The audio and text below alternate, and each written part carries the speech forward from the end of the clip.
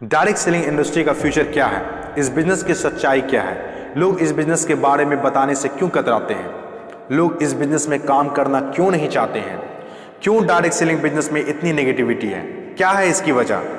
Direct selling business आने वाले वक्त का सबसे बड़ा बिजनेस है। क्यों?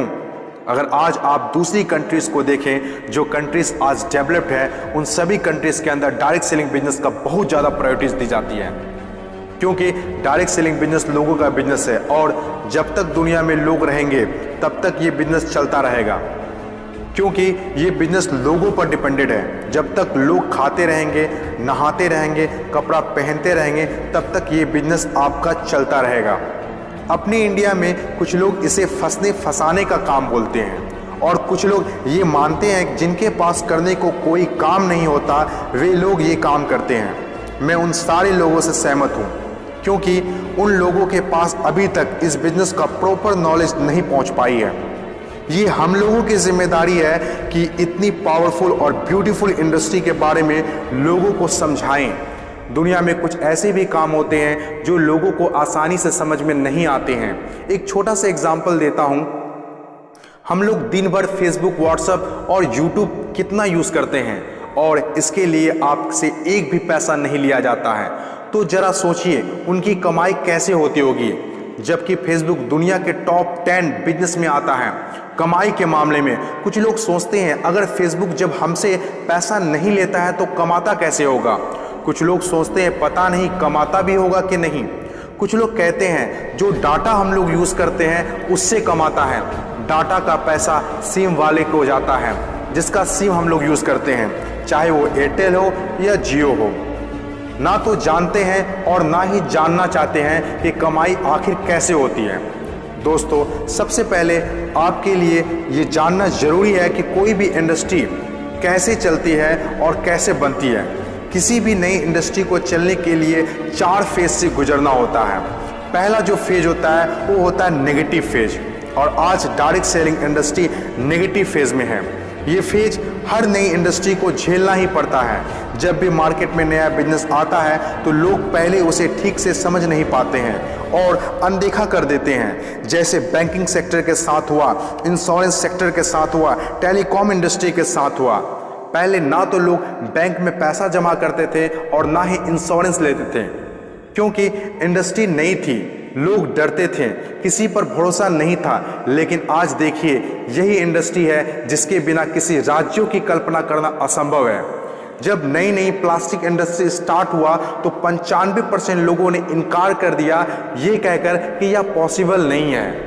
लेकिन उस वक्त भी 5% लोगों को विश्वास था और आज वही 5% लोग दुनिया में आगे हैं। आज हर चीज़ प्लास्टिक का है, जग हो या बाल्टी, कुर्सी हो या टेबल, खिलौना हो या फ्रेम, यहाँ तक कि डोर भी अब प्लास्टिक के हैं, जो आज से 20 साल पहले किसी ने सोचा भी नहीं था।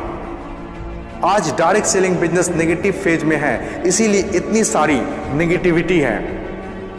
और जब ये पॉजिटिव फेज की तरफ बढ़ता जा रहा है, नेगेटिव फेज में होने के बावजूद भी इस इंडस्ट्री ने कई लोगों की जिंदगियां बदल दी।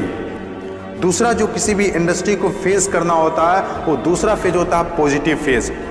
ये वो टाइम होता है जब लोगों का इंडस्ट्री के ऊपर ट्रस्ट बढ़ने लगता है, क्योंकि वे आसपास में रिजल्ट देख रहे होते हैं। और जो लोग उस वक्त डायरेक्ट सेलिंग बिजनेस में दिलचस्पी नहीं दिखा रहे होते हैं, अनदेखा कर रहे होते हैं, वे रिजल्ट देखने के बाद दिलचस्पी लेने लगते हैं और आपका काफिला और बढ़ने लगता है, रिजल्ट और बढ़ने लगता है, दिलचस्पी और भी लोगों में बढ़ने लगती है, जैसे बैंकिंग इंडस्ट्री और इंश्योरेंस इंडस्ट्री के साथ हुआ था। बैंकिंग इंडस्ट्री का वैल्यू तब पता चला होगा लोगों को जब किसी का पैसा घर में सुरक्षित नहीं रहा होगा। इंश्योरेंस के वैल्यू तब लोगों को पता चला होगा जब किसी के एक्सीडेंट होने के बाद उसके घर वाले को पैसा मिला होगा। तीसरी जो किसी भी इंडस्ट्री का फेज होता है वो होता है ग्रोथ फेज।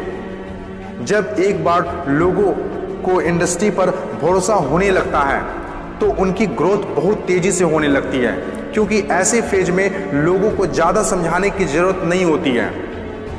और जब तक कोई कंपनी ग्रोथ फेज में नहीं आती है तब तक लोग उसके साथ जुड़ना पसंद नहीं करते हैं और जैसे कंपनी ग्रोथ फेज में एंटर करती है तो लोग उसके साथ ऑटोमेटिक जुड़ना और काम करना स्टार्ट कर देते हैं। चौथी और आखिरी फेज हर इंडस्ट्री को इससे गुजरना ही होता है, कंपटीशन फेज। हर एक इंडस्ट्री के अंदर एक वक्त ऐसा आता है जब कंपटीशन बढ़ने लगता है। इंडस्ट्री और कंपनीज की ग्रोथ को देखकर ज़्यादातर लोग कंपनी के साथ जुड़ना और काम करना शुरू कर देते हैं। ज़्यादातर लोग ज़्यादा प्रॉफिट के चक्कर में कंपटीशन होने लगता है, फिर चाहे कोई सेक्टर हो, बैंकिंग सेक्टर हो, टेलीकॉम सेक्टर हो या ऑनलाइन शॉपिंग हो। आज के टाइम पर हर सेक्टर में हाई लेवल कंपटीशन है। ये टाइम हम सब के लिए बेस्ट टाइम है इस इंडस्ट्री को जानने के लिए, समझने के लिए और इसे करने के लिए। According to FICCI, direct selling industry का मार्केट साइज 6000 करोड़ आंका गया है। आज तक जितना हुआ है उसको देखते हुए फिक्की ने डिक्लेयर किया है कि डायरेक्ट सेलिंग बिजनेस 2020 से 25 तक 645 अरब तक की हो जाएगी। आपको इस बात को जानना बहुत जरूरी है कि अमेरिका, ऑस्ट्रेलिया, चीन, जापान, कोरिया और सिंगापुर जैसे बहुत बड़ी बड़ी डेवलप कंट्रीज ने डायरेक्ट सेलिंग बिजनेस को बहुत हद तक अपना लिया है और वहाँ के सिटीजन भी बहुत जागरूक हैं। बदलाव के बिना तरक्की नहीं की जा सकती है और जो लोग अपने सोचने का तरीका नहीं बदल पाते हैं वे लोग अपनी ज़िंदगी में कुछ भी नहीं बदल पाते हैं। नोकिया, कोडेक जैसी बड़ी बड़ी कंपनियां चलाने वाले लोग भी अपने सोचने का तरीका नहीं बदल पाए, इसीलिए अपनी शानदार शुरुआत के बाद भी वो वक्त के साथ इतिहास के हिस्सा बन गए। इन तमाम बातों से मैं एक बात बताना चाहता हूँ, बदलाव ही प्रकृति का नियम है। बदलना तो तय है, जो वक्त से पहले बदल गया उनकी ज़िंदगी बदल गई और जिसे वक्त ने बदल दिया उनकी भी ज़िंदगी बदल गई। फ़र्क साफ है, अगर वक्त के साथ बदल गए तो ठीक, वरना वक्त ने बदला तो बहुत तकलीफ होगी।